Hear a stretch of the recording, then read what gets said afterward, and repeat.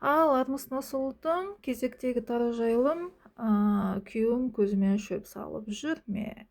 Болмаса, әйелім, келіншегім көзіме ары қарай өздеріңіз біліп аласыздар деп па. Менен керемет кім анау тілмаштин деп атып кім еді? Менен керемет тілші шықпайды екен, дубляж актерларда оны енді оқу керек қой енді. Бізде бәрі көкейден шығады енді, импровизация деп па. Кеттік.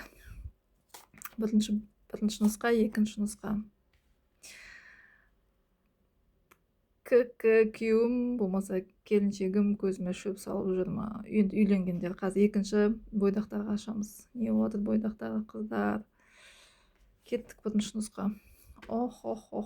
Немен жапсам екен? Тыр жалаңаш ұстарым бар, жаманы тыр жалаңаш.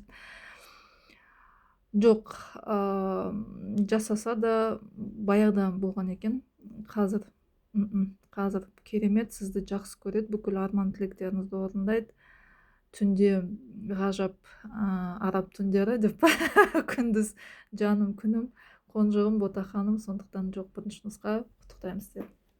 Екінші нұсқа. Не болды, ұрысып қалдыңыздар ма? Не болып қалды бұл жерде? Мына жақта күйеу кішкене қаталдау кісі екен. Әкең, шешең, анаңнан кетті ма? Не болды? Мына жақта күйеу қатал екен. Менің сұрағым, көзге шөп салу бар ма, әйелі күйеу? Күйеуіңіз енді сал сері деп айта алам. Қалау мен жасайды. Бұл жерде әйелі кішкене көнбістеу екен. Сондықтан үйден шыққан ер азамат қалайды, 40 қадамнан кейін бойдақ болып кетеді. Дәл өзі. Сондықтан енді таңдаған күйеулеріңіз, өмір сүріп жатқан сіз, шыдайым десең, шыдайсыз енді. Бірақ енді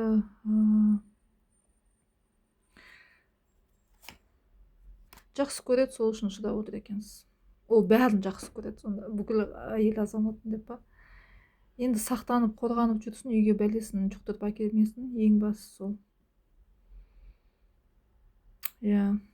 Солай.